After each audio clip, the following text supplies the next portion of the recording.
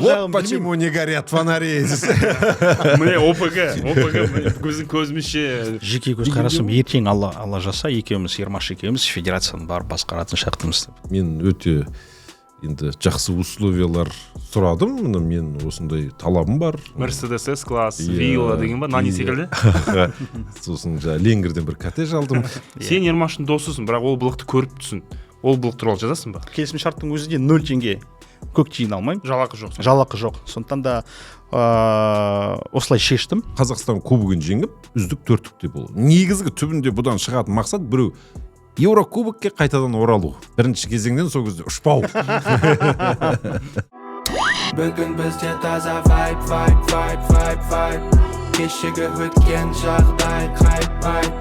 Бүкіл мемлекет менің контентіме дайын. Егер талғамы болса, мені ютубтан қарай. Бүгін бізде аман vibe. Ассалаумағалейкум құрметті достар, Аман Вайб YouTube арнасына қош келдіңіздер. Бізде кезекті шығарылым, және бүгін біз осы шығарылымды соңғы кезеңдерде бір трендке айналған, үрдіске айналған қазақ футболын дәріптейтін журналистердің белгілі бір клубқа барып, сол клубтың басшысының кеңесшісі болуына бұл неден басталды тренд? Бұл әрине біздің Ермұхамед Мәулен және Ербол Қайыров досымыздан басталды. Қазір Ермұхамед Ордабасы президентінің кеңесшісі, ал Ербол Қайыров Тараз футбол клубының директорының кеңесшісі. Жалпы жігіттер қош келдіңдер. Қалдарың қалай?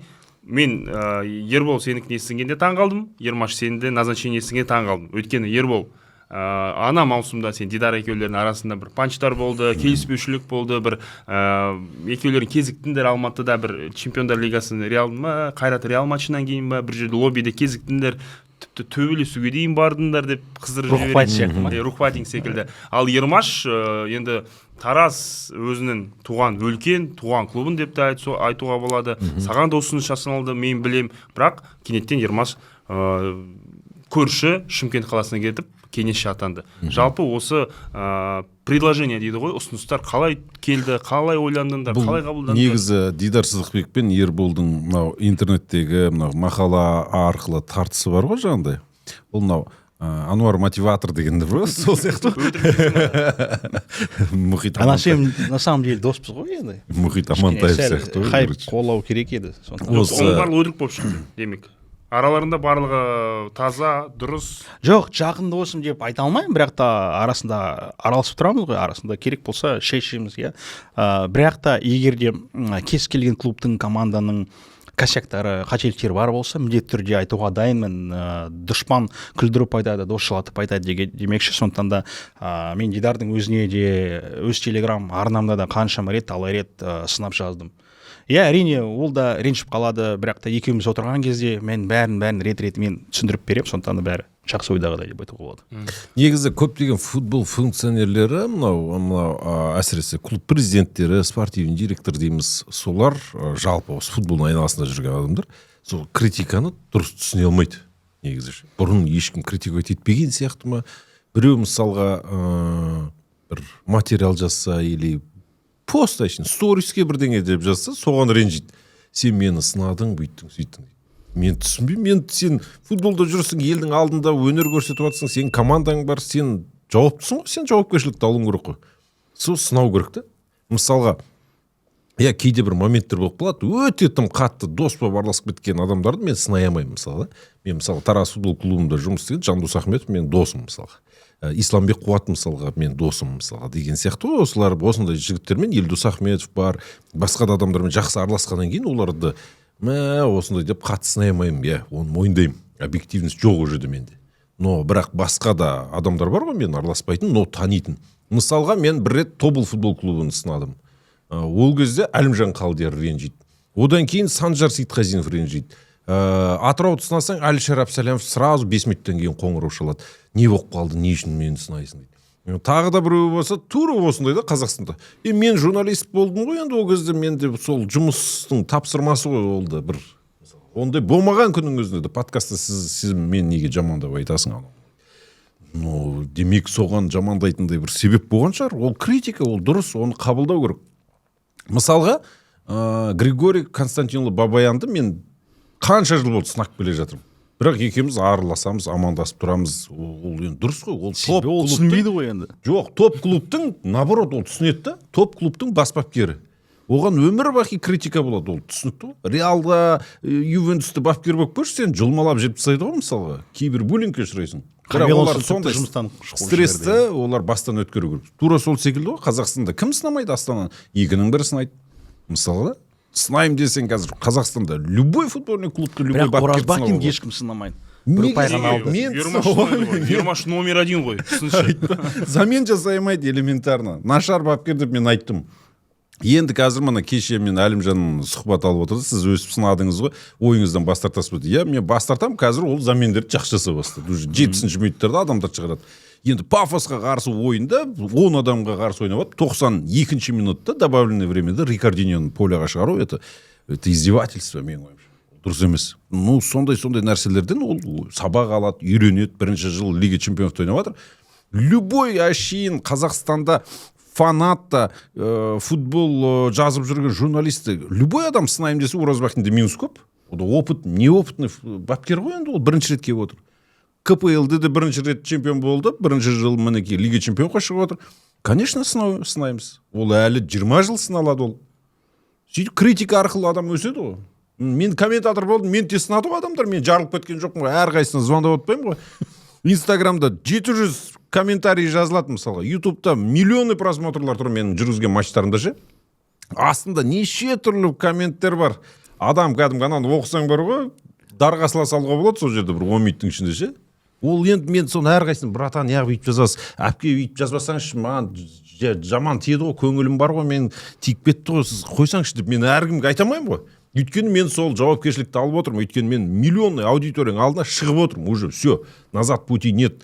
Демек шықтың ба, уже нормально надо комментировать. Соларға ұнайтын сөздер айтып, сол халықты тәрбиелеп, соған мынандай футболды түсіндіріп айтуым керек. Менің де жұмысым, мен де критика еткен. Это нормальный нәрсе.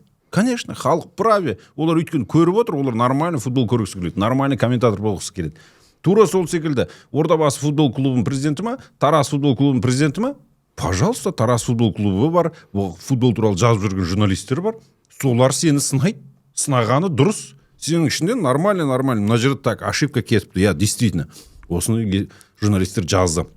Соған жауап берейін. Қалғандары мына жер дұрыс емес. Мына сіздер мына жерде мына футболшыны алдыңыздар деп сынадыңыздар. А на самом деле ол көрдіңіздер ме мына қалай керемет ойнап кетті. Марин Томасов келген кезде елін бәрі сынаған. Я есімде. Студияда эфирде отырып, вот стоил ошибся, этот трансфер өте нашар, откуда его взяли, откопали, бір деп. Бір жылдан кейін ол нормально ойнап кетті. Тура сондай ғой. Иә, Ермаш өте күшті тақырыпты қозғап отыр, өйткені барлығымыз да футболшылармен, функционерлермен араласамыз ғой. Кейде бір жазып қаласың да, жынға тиетін бір андай болып қалады, косяктар болып қалады. Жазған кезде екеуміз жақсы араласып едік қой. Не болып қалды? Оны не істейсіңдер, оны қазбалап деген секілді. Ол біздің жұмыс, әрқайсымыздың аудиториямыз бар, әрқайсымызға футболды сүйетін, өзіміздің де болельшіктерін, Қазақстан футболының жанкүйерлері қарап отыр ғой, олар күтеді сондай реакцияны. Мысалға, Ербол, сен Дидар туралы былтырғы жазған посттарынан кейін де көбісі жазды ғой, Ерболдікі дұрыс, Дидар олай істемеу керек, былай істемеу керек деген секілді. Сен ойынша, сені Дидар өз жанына алып кеңесші ретінде алғаннан кейін просто Ербол Тараз туралы, Дидар Сыздықбек туралы жаман бір ой жазба, пост жазба деген қимыл емес пе олардың тарапынан? Біріншіден ешкім мені жұмысқа алып жатқан жоқ. Негізі жағдай былай болды. Мен Ресейде жүрмін, съемкаларым бар. Санкт-Петербург қаласында барып, Нұралы түсірдім. Өте шықты, өте керемет шықты, қараңыздар. Онда көп сынады барлығы, Нұралыда сынады. Қатты сынаған жоқ. Енді баяғы Ресейге барып, неге орысша сөйлейсіңдер. Сөйтіп Дидар маған хабарласады, Ермаш екеуің сөйлесе аласыңдар ма деп. Видео арқылы звондасам кіші. Үшеулерің бірге? Айттым Ермашқа, қайдасың деп. Ермаш айтты, мен бильярд ойнап жүрмін деп. Мақұл 10 минутқа кіріп шыға аласың ба? Крем дейді Шариф. Сөйтіп Дидар менің көзімше оған ұсыныс жасапты. Кеңесші болуға дайынсың ба деп. Ермұхамед уже Ордабасымен келісіп қойған. Контрактқа мен қол қойып тастағам негізі. Декабрьдің 2 күні. Сценарий қуалап, біз Ордабасы емес, бұл Қарағандыға көшейін деп жатыр деп айттық қой соны Тимур Тоғыров. Иә, мен айттым, мен мықты бір клубпен келісімшарт жасап қойдым, айтамаймын. Ордабасы деп айтқан жоқсың. Айтқан жоқпын, бірақ келісімшартқа қол қойып тастаған бұл кезде. Действительно сондай айтын. Сөйтіп еді ол мынау Турлов туралы Шахтерға жұмысқа кетіп бара жатыр екенсің ғой. Рохус жоқ, как раз жерлесің, ағаң, анау мынау деді. Аха, жарайды дей салдым соны. Сосын Ермаш айтады, бұл чатта Ербол бар емес пе еді. Вот Ерболға ұсыныш, Ербол барады деп. Мен айтым, Ермұхамед, рахмет, бірақ та мен бармаймын. Маған керек емес бұл жұмыс.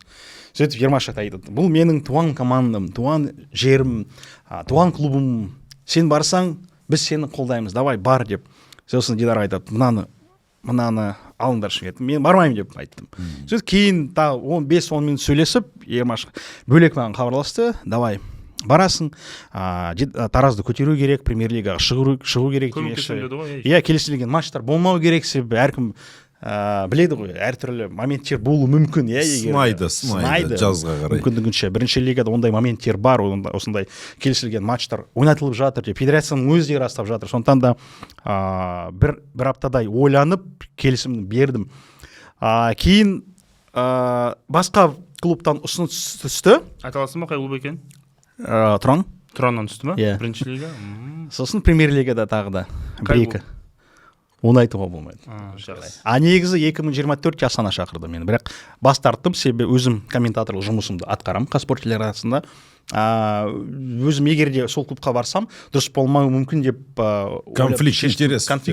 Сондықтан мен бірінші лигаға неліктен бардым? Себебі мен премьер-лига матчтарын жүргіземін, бірінші матчтарын жүргізбеймін. Бірінші лиганың матчтарын жүргізуге жас комментаторлар бар. Сондықтан да мен бірінші лигаға бардым, бірақ та егер ертең премьер-лигаға шыққан кезде мен қалам ба, қалмаймын ба, ол жағын мен кейін шешемін. Бірақ та менің пікірімше мен Тараз футбол клубында ұзақ жұмыс істей алмаймын. Сондықтан да осы жыл көмектесеймін, ары қарай көреміз. Сөйтіп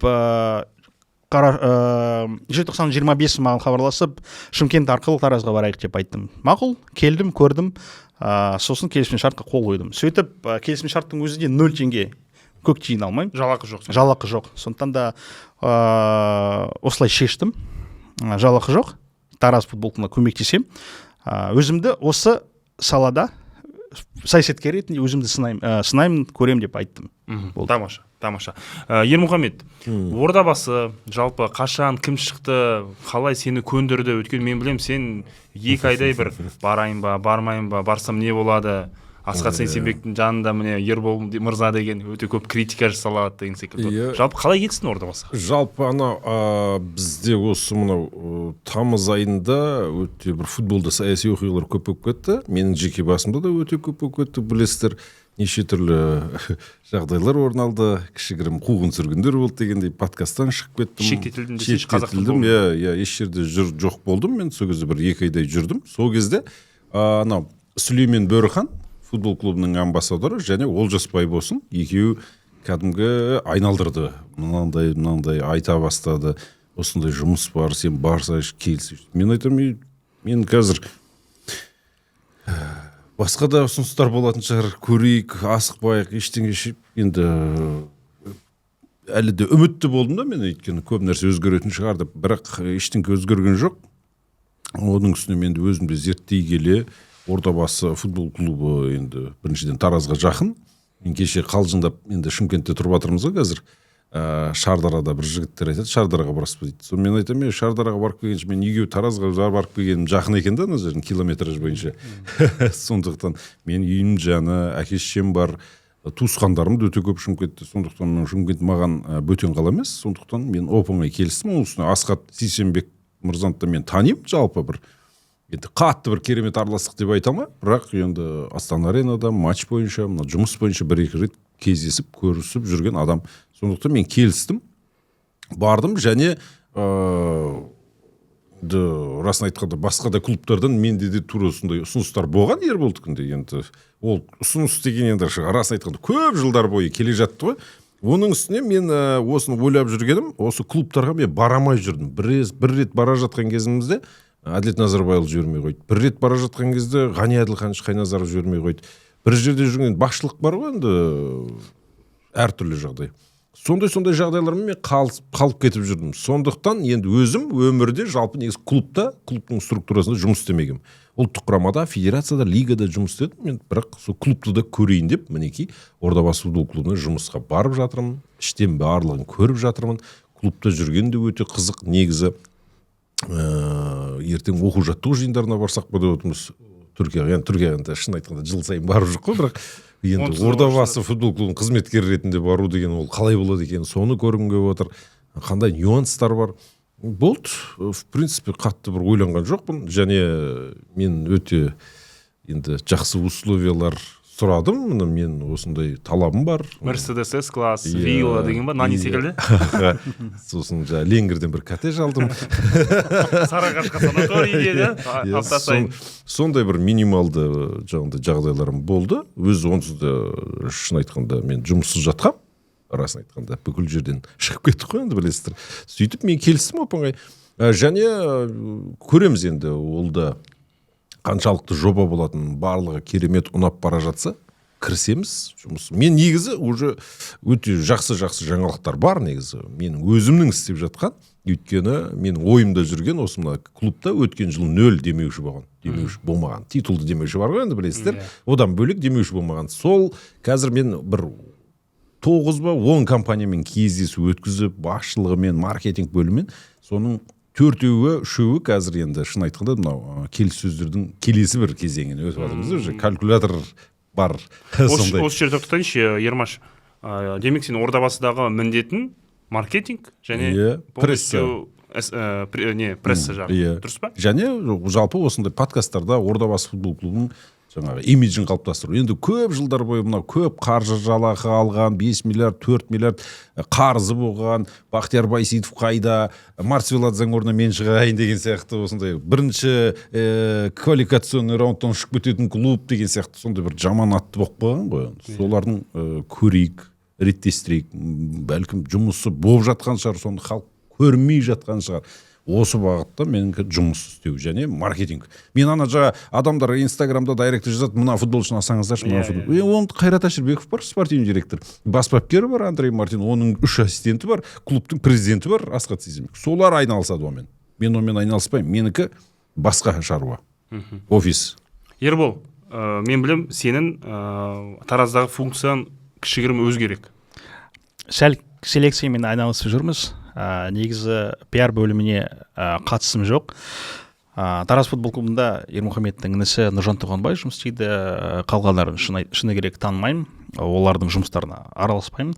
Бірақ та егер ертең менің кеңесім керек болса, менің көмегім керек болса, онда міндетті түрде көмектесуге дайынмын. Бірақ та осы қыста бірнеше футболшыларды ұсындым. Оны Дидар да қарастырып жатыр, оның көмекшісі бар, бас папері бар. Сөйтіп бірнешеу командаға келді.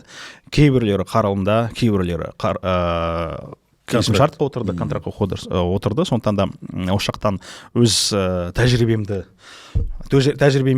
бөлісіп, футболшылармен сөйлесіп жатырмын. Сондықтан да алдағы маусымда міндетті түрде премьер-лигаға шығу керекпіз. Осындай мақсат қойылуда, сапалы, жақсы, тәжірибесі көп футболшыларды алып жатырмыз. Ермаш секілді Таразда сен тұрасың ба, тұрмайсың ба?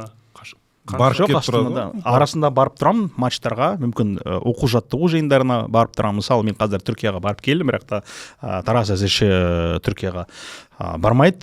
Өзім Ақтөбе футбол клубына қонаққа бардым, контент түсірдім, кейін Лондонға ұшып кеттім. Сондықтан да мен жиі барып тұрмаймын, себебі келісімшарттың өзінде ақша жоқ. Менің басқа жобаларым бар, басқа жұмыстарым бар дегендей, сондықтан да әзірше 99% Астанада боламын. Демек, сен функцияң Дидарға сенің кеңесің керек болған кезде, алло, Ербол, мынандай кеңесің керек, дұрыс па, дұрыс емес па, болды. Барып тұру, матчқа қатысу дегендер жоқ, ұйымдастыру деген жоқ менде. Ютубтан көре салады матчтарды. Ермаш, сенде керісінше. Әр матчқа барып тұру керек. Сол жақта тұру керек. 10 қаңтардан бастап мен сол жақта тұрып жатырмын негізі. Тұрып жатсың? Квартира берілді. Көшіп кеттім, осы жақта тұрдым. Жоқ, пәтер берген жоқ. Мен бір інішек бар, соның пәтерінде тұрғам. Енді қазір мен көшейін деп жатырмын. Diamond Hotel деген қонақ үй маған жеңілдікпен осындай қонақ үй нөміріңіз Арғынбеков көшесінде деп қоясың. Сондай жағдай. Ертең мен таңғы сағат 8-де сонда болам Шымкентте. Одан кейін біздің барған кезде базамыз ашылды, Маятас деген жерде. Көрдік, енді біз тағы бір ірі инвестор болып тұр енді. 2 инвестор бар, сол екеуімен келіссөздерге менің де қатысуым керек екен. Оған барамыз, костюмшалар киеміз, офистеміз жалпы былайша. Сол ірі инвесторды алып келгенде, мысалы, заң бойынша, регламент бойынша алып келген адамға 10% беріледі екен. Менің контрактымда бар сондай. Демек, ордабасыға тартылған әрбір сенің күшімен тартылған ақшаның 10%-ы саған сыйақы ретінде береді. Кейін енді білмеймін, Ерлан Айтбаевтікіндей тартып алып қоймаса. Тамаша. Қарашы, мынандай пікір қалыптасты да біздің оқырмандарда, жанкүйерлерімізде.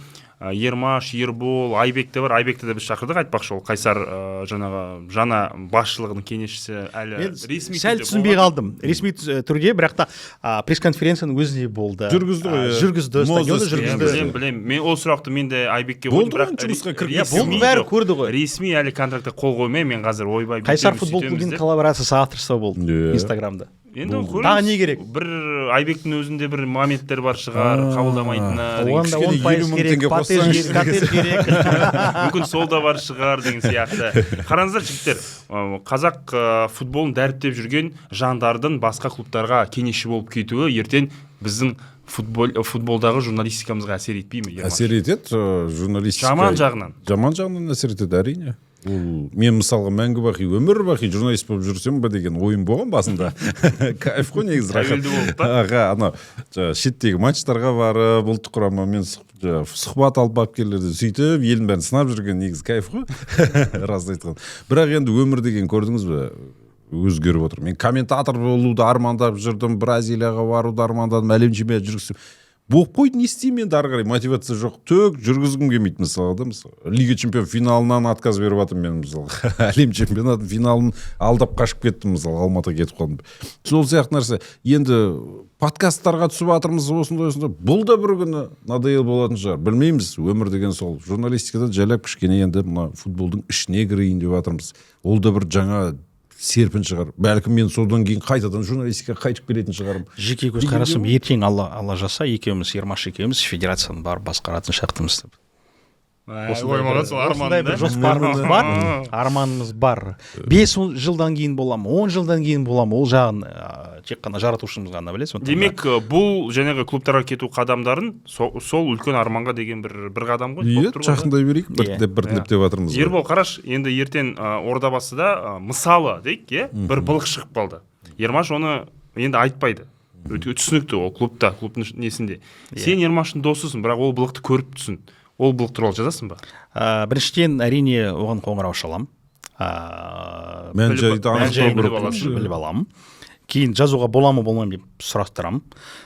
Егер де қарсы болмаса, бұл ақпаратты беруге дайынбыз. Қарсы болса, онда басқа блогерге переслать арқылы дейсің ба? Жоқ, ол жағын почему не горят фонари? Міне ОПГ көзімізше пайда болып жатыр. Меніңше клуб директорлары арнайы осындай идеямен Айбекті, Ермашты, мүмкін мені, сені клубтарға шақырып жатыр. Оның достары бар, менің достарым бар, журналистердің ішінен, комментаторлардың ішінен. Мысалы, оған керек нәрсені ол спорт комментаторларына хабарласып, керек нәрсені олар мүмкін эфир барысында айту мүмкін. Осындай идея бар сияқты клуб директорлары. Алтай футбол клубына бармайсың ба? Жоқ, мен өзіңді айтпадым ба? Жоқ, мен кеңесші емес. Алтайдан бас тарттым, ұсынысы өйткені мені о жердегі условиялар ақша жағынан емес, мені жалпы Алтай кім ретінде көреді, мен не істей аламын деген секілді моменттерде служба безопасностиге мықты келесің? Бойымыздан. Кеңесші деген мен көз алдымда Ермаштың функциясы ретінде қалыптастыру болу керек. Матчқа бару керексің, клубтың тіршілігіне айналасасың. Ішіндегі мысалға біреу жазады ғой, ойбай, мысалға там Алтай клубында мынандай былық шықты, білмейді да, оның ішіндегі сен біле тұра, мен оны қорғай аламын. Ал мен клубтың жанында болмай тұрып, ертеңгі күні ол туралы жазу, ол дұрыс емес. Сыртта жүріп, жай ғана ақша алып, мысалға бір 500 мың теңге деп айтайықшы, соны алып жазып, ол мен хақым бармайды, дәтім бармайды оған. Өйткені біз соның ішіне болуым керек, көруім керек, өзімді причастен және Өскеменнің футболын көтеру үшін менің бір нем болу керек та, үлесім болу керек. Ал менде ондай болмаса, мен ол қалай барамын? Конечно. Мысалға деймін да, өткендегі менің мысалы жұмысқа кіріскен кездегі алғашқы уже жұмыс осы Ерболдың сайтында шыққан, тағы біраз сайттарға шығып кеткен жаңағы Андрей Мартин қақпашылар бапкерін алдырған ғой. Қайдан алдырған? 4 жыл жұмыста жоқ, трансфер-маркетте сөйтіп жазып тұр дейді. Сөйтсе ол негізі өткен жыл келу керек болған екен бірге, ол ұлттық құрамада жұмыс істейді екен. Сол жақын федерациядағы бір дөкей жібермей қойыпты оны. Негізі ол постоянно жұмыста екен, негізі 24 сағат 4 жыл қаяқтан. Жоқ, сондай идея басқа. Енді мақұл ғой ондай адамдар жазады ғой, енді олардың правасы бар жазуға. Енді біз соны жаңағы клубтың ішіндегі адамдар ондай емес ол дейді, ой сынап жазып қойыпты анау мынау дейді. Соны айтамын, енді сол сондай емес болса соған жауап бермейсіздер ме енді? Бізді сынады анау мынау деп отыра береді да. Ол жұмысқа кірісті, бірақ ресми түрде келісімшартқа отырған жоқ. Қайрат Әшірбековке айттым, міне осылай жазды ғой, оқыдым бағана дейді. Оқысаңыз енді осы сіз спортивный директор емессіз. Жауап беру керек қой енді. Не деп айт, енді осының бәрін айтайын ба дейді. Айт дедім. Сосын сұхбат берді. Сұхбат беріп, осы біз нейтралды бақ болғасын, біріншіден сынаймыз, кейін мына жаққа да площадка береміз. Саған айтқан жоқ па, мысалға, сенің достарың, міне Ербол, Эльдар жазып, неге жазып жатыр, біледі ғой сен келгенін. Енді айтады ғой сөйтіп, мен айтып отырмын, енді оларды да түсіну керек, оларды сайтқа жазып отыр. Міне, мына жерде 4 жыл жұмыс істемеген, осындай молдовалық маман деп. Енді соған жауап бермейсіз бе? Ол бізге керек маман. Қазір Қазақстанда қақпашылар бапкері деген жоқ. Алмат Бекбаев пен Самат Отарбаевты жазыпты дейді. Самат Қытайда тұрады, ол қазір шақыруға болады ғой. Алмат Бекбаев. Алмат вообще Александр Мокин бар, кім Воскобойников бар деп отыр ол мысалға. Оның жалақысы әлдеқайда жоғары қазір футболдан. Одан гөрі ол Эвертонмен бірдей жалақы сұрайды ғой. Алмат Бекбаев деген ты че ол деген кәдімгі. Абылайхан Дүйсен бар мысалы. Өз Шымкентте тұрады, академия құстық істейді, қателеспесем, Арыста істейді. Енді мысалға Бекхан Шайзада, Қажымұхан Төлепберген деген сияқты қақпашыларды дайындау ғой. Тәжірибелі маман керек қой, как-никак. Содан кейін бас бапкер, мынау Мартин жалпы көп адамға сене бермейді. Өзімен бірге жұмыс істеген. Ол айтады да, кез келген бас бапкер өзіне мысалға ассистент ретінде өзінің мықты бірге жұмыс істесіп қалған 10 шақты жыл бойы жүрген адамдарын ғана алып келмесе. Бірақ та 0-11 есебімен қалай молдау отыр. Анау қақпашылар білмеймін енді. Сондай соған біз менің айтпағым бұл жерде Қайрат Әжібек міне жауап берді. Болды, проблема шешіліп тұр ғой. О, бүйтті бізді сынады, адамдар дейді, проблема емес. Журналистика олды, сенде сұраққа аудиомен жауап бере сал. Жоқ, мен ашығын айтайын, Ермұхамед ренжімесін, бірақ Асхат Сейсенбекті осы маусымда біраз сынайтын сияқтымын, Андрей Мартинді де. Негізі қателіктері көп. Нәтиже жоқ. Өткен жылы 3-4 миллиардтай бюджеттері болды, бірақ та кубокты да ұта алмады, Еврокубокты да нашар өнер көрсетті. Сондықтан да егер де осындай моменттер бар болса, оларды міндетті түрде айту керек. Әрине. Онда тұрған ештеңе жоқ. Енді ол мысалға да сынайды дегенде ол флеш-скор деген мысалға тұр ғой, нәтижесі тұр, ішінде бәрі жазылып тұр. 4 ойын қатарынан ұтылған, қақпасына 29 гол жіберген деген статистика тұр ғой, оны ешкімді алдай алмайсың ғой. Оны қанша жерде мақтасаң да, ол 16-шы орында тұрған командадан қалай ақтап алуға болады? Өте қиын нәрсе ғой. Сондықтан, в принципе, Марин Томасовтың үлгісімен бір жылдан кейін нормально ойнап бере алады деп айтсаңшы. Ертең араларында андай момент болмай ма? Айдын Қожахмет және Ербол Қайыров. Енді сен көрген шығарсың, оқыған шығарсың бұл. Жоқ, біріншіден мен Айдынды дос ретінде көрмеймін. Ермұхамед дос мысалы. Талай рет жұмыс істедік, екеуміз қаншама проектлерде жұмыс істедік, бірақ Айдынмен ешқашанда дос болмаған. Бірақ та менің ағам ретінде екеуміз араластық осылай, бірақ та оның көзқарасы бөлек, менің көзқарасым бөлек дегендей. Осы жерде Ермаш, бұл конфликтке сенің көзқарасың қандай болды оқыған кезде? Мен негізі бір ренжідім екеуіне. Өйткені енді журналистикада жүрген соң екеуінің де аудиториясы өте мықты, өте үлкен, екеуі де.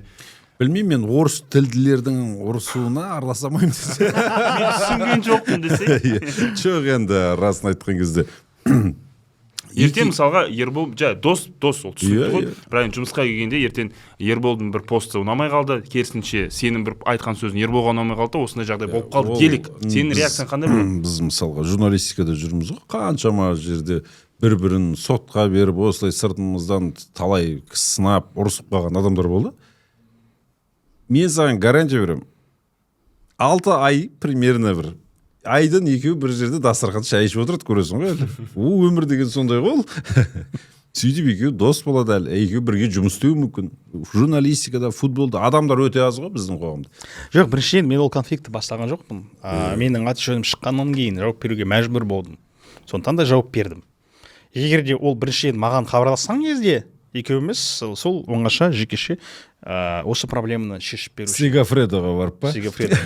Қайта соған реклама жасадыңдар ғой. Қанша төлепсің сендерге? Сөйтіп өзі пост шығарып менің аты жөнімді жазды. Саясаткер болғысы келеді, бірақ та саясаткер бола алмады, жақында ғана таразға жұмысқа тұрды деп. Біріншіден ондай мақсатым болған жоқ, міндетті түрде саясаткер болу. Маған негізі журналистика саласы өте ұнайды. Қаражатым да, жалақым да ұнап жатыр. Сондықтан да міндетті түрде клубқа барып директор болам деген мақсатпен футболға келген жоқпын. Сондықтан да оған да жауап бердім. Кейін ол маған жауап қайтарды. Әрине, осы конфликт ешкімге де керек емес, маған да, оған да, бірақ та мені түсіну керек, егер де мен үндемесем, ертең Ербол қорқты, жауап беруге қорқады деп айтушы еді, сондықтан да мен жауап бердім. Иә, ол бұл жерде мен түсінгенімше Айдын кішкене аз жазды да, аз-аздан жай өйткені енді қанша дегенмен Жеңіс футбол клубында жұмыс істейді, ресми тұлға, қазір дабыра қалып кете бересің. Ерболмен 22 күн тоқтамай айтысуға болады негізі. Бұл да қайтпайды, ол да қайтпайды ғой негізі. Журналистика қолда тұрған нәрсе ғой, жаза бересің ғой любой нәрсені. Зацепкіден зацепкі шығара бересің. Айтыс сияқты ғой енді, қайым айтыс дегендей. Оны жауап береді, мына жауап береді. Бірақ мен оны дебатқа шақырдым негізі. Ол кете берсе, екеуі айтып тұрмын ғой, ұзақ айтса береді. Жеңілген де болмайды, жеңген де болмайды. Әрине, ол соңы жоқ, уже лишний адамдар араласып кетіп жатыр дегендей ортада. Сондықтан ол қоя салу керек ол жерден. Енді ең бастысы бір болып, екеуі осындай конфликттен кейін бірін-бірін сыйлап, құрметтеп, бір күні Сегафредода шай ішіп отырса, мен таңғалмаймын. Өйткені Ерболда болған осыған дейін бір ондай жағдай. Мен бұны жақсы білемін ғой жалпы. Сондықтан, в принципе, нормально ғой енді. Рабочий моменттер. Енді кезінде бір-бірін сынаған адамдар бір кабинетте отырып жұмыс істеді ғой, мысалға. Федерацияда неше түрлі нәрселер бар, мысалға да. Бір-біріне қарсы шығып, мен саған бір футболда болған, осы қазақ футболында болған бір оқиғаны айтайын. Бір футболшы бар да, сол анан кезінде футбол ойнап жүрген кезде аяғын сындырған ғой. Сол екеуі бір кабинетте отырып жұмыс істейді мысалға. Осы ұлттық құрамада федерацияда деп айтқым келді мысалға. Ондай көп клубтарда да бар мысалға. Сосын бір қызық оқиға бар. Самолетке билет алған ғой, бір екі адам. Бірге отырып қалды ма? Бірге отырып қалған, анау судья қызы красный беріп, анау удалить жіберген екен. 10 минут екеуі бірге отырды мысалы. Еще өмір сүріп бірге дос болып жүр мысалы. Ондай көп болып тұрады ғой. Енді Рой Кин мен Холландтың папасы емес шығар бәрі, мәңгі байқы. Енді и то олар да қазір ақмақ болдық, жас болдық деп 50-ден 60-ға келіп қалды ғой. Араласып тұратын шығар енді. Деген сияқты ғой. Сондықтан одан бір дау шығаратын жағдай емес. Кезінде мысалға біздікі енді сәл өтіріктеу болды. Ерсін бар ғой, комментатор Ерсін Ерік. Сол айтады, Ереке, мен Инстаграмда жанкүйерлерімді, оқырмандарым санын көбейтіп, ахуатын көбейтейін. Сізде 100 мың оқырман бар ғой. Сіз Криштиану Роналду Аль-Насырға ауысқаны дұрыс емес, қате болды деп жамандаңыз. Ойнатып жіберді. Иә, жамандаңыз. Мен соған жоқ қойыңыз деп мен шығам. Сөйтіп мен ахуатын көтерейік бірге андай. Не шықты ғой? Коллаборация жасауға болатын. Соны ең алғаш сол Ерсін айтты маған. Жарайды мен мақұл дедім. Сөйттім де видеоға түсірдім. Мына Криштиану Роналду деген ақымақ екен. Сауд Арабияға денсе одым, кете ме деп видео сақ қойғам. Ол негізі аз просмотр болып тұрған, бір 20 мың ба сондай просмотр. И содан ана Ерсін келетті. Ермұхамед Мәулен деген кісі айтыпты, мынау не масқара. Криштиан ол өзі біледі ол. Анау деп ана енді күшті образ жасамағанда. Сөйтетті ана видеоның арқасында менікі тіркелетті, в общем, екеуі рекке шығады ғой, короче. Сөйтіп мен оған тұрамда тағы жауап берем. Ерсін айналайын, қой, осы жерден қайт, бауырым, бір бәледе қоям. Ереке қатты кетпеңіз.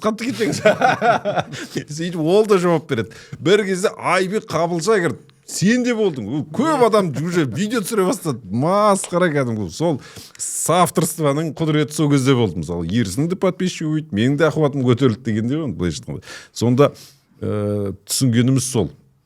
Бір-бірімен ұрысып, бір өтірік жасасақ та, басқа адамдар кіріп кетеді ғой. Ол қандай оймен келген? Олар шынымен де ойлап қалуы мүмкін. Мысалы, елдің бәрі жаңағы Мұхит Амантаев пен Ануар мотиватор деп айтып отырмыз ғой. Елдің бәрі ойлайды ғой, шынымен төбелесіп жүр деп. На самом-то деле ондай емес қой.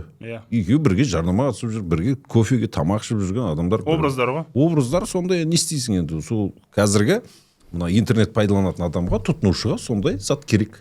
Енді қараш, Ермаш, Ербол, қазақ футболын дәріптеп жүрген, осы КПЛ-дің айналасында жүрген, ешкімнен тығылмай, мен өзімді жазамын ғой, пабликтер, телеграмда, безлеке пабликтер деген болады ғой, жаза береді. Свисток Сариева деген ба? Кімді сынаса, соны сына береді. Көп қой. Наушники Саяна деген ба? Қарап отырсаң, Аманбаев, меніңкі, кандидат Қайыров, комментатор Мәулен, ешкімнен жасырылмаймыз, айта береміз да.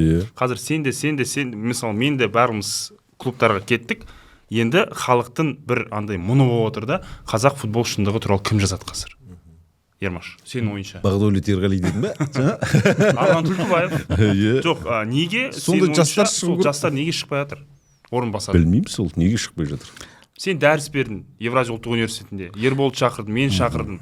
Мамандар көп болды. Қазір жастар көп. Бірақ неге қазақ футболы? Жастар бірақ та ерініп кетті. Қазіргі жастарда дайын TikTok түсіріп отыра береді қазір. Заманымызбен салыстыруға болмайды.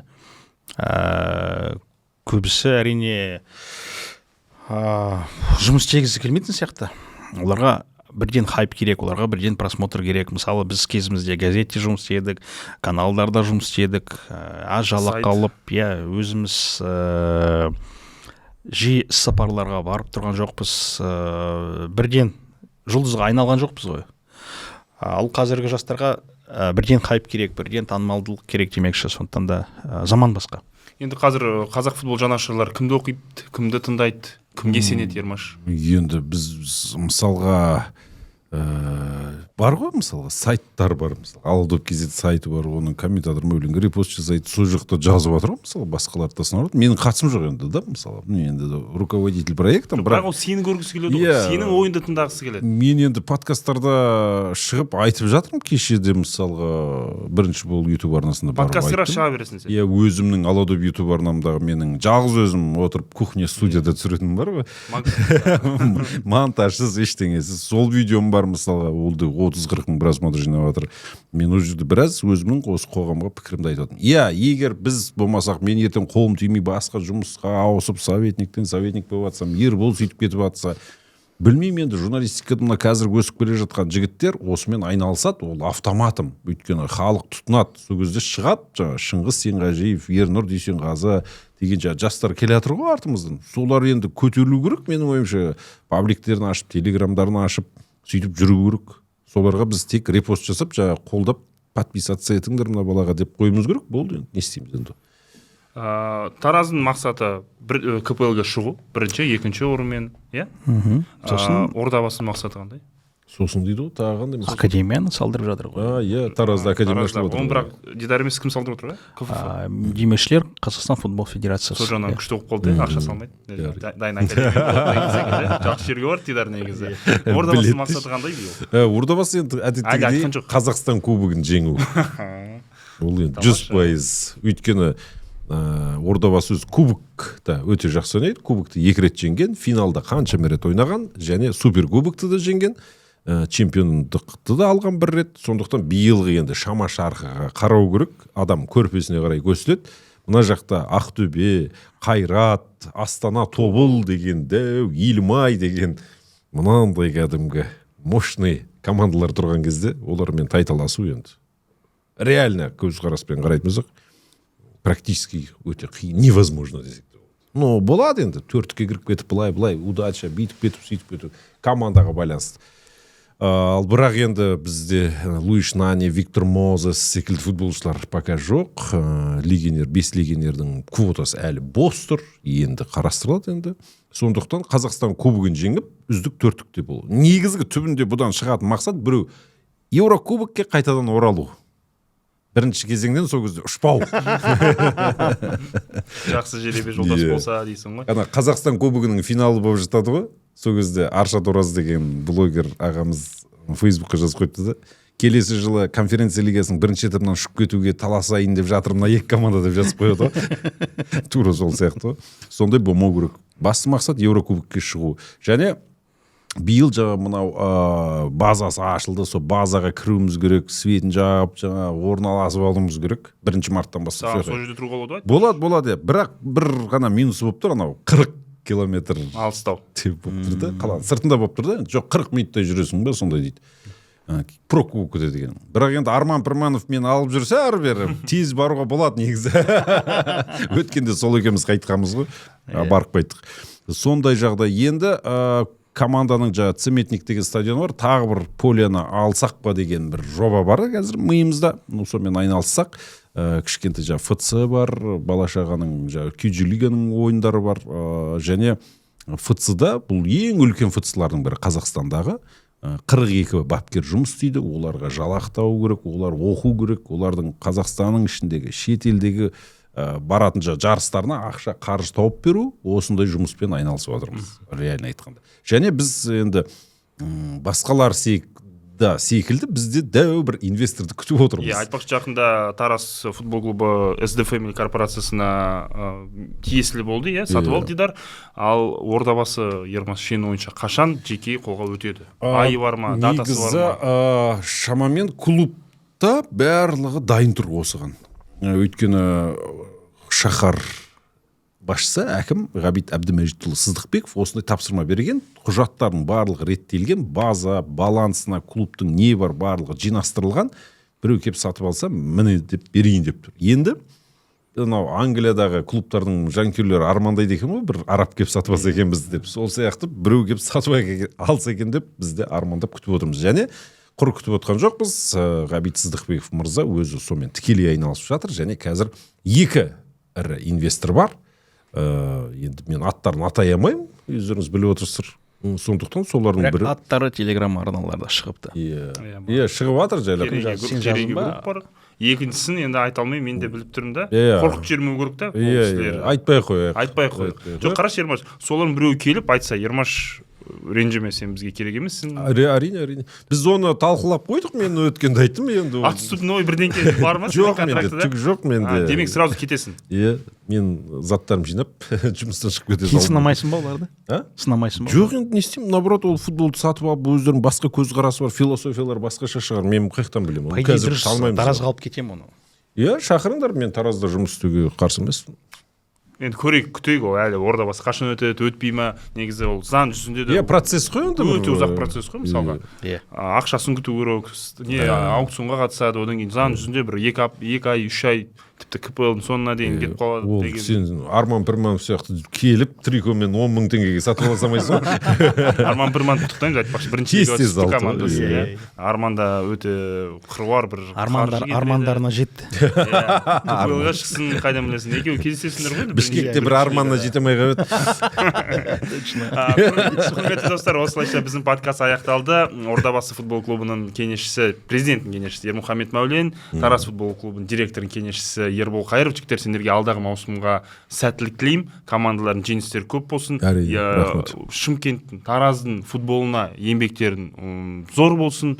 Біздің қазақтың футболы көркейе берсін. Ал сіз, құрметті жастар, осы ағалардың жұмыстарын жоқтатпай, жаңа телеграм каналдар ашып, сапалы контент түсіріп, жақсы материалдар жазып, қазақ футболын осылай бірге көтерейік. Біздің ютубқа міндетті түрде тіркеліңіздер, лайк басып, комментарий жазуды ұмытпаңыздар. Қош сау болыңыздар.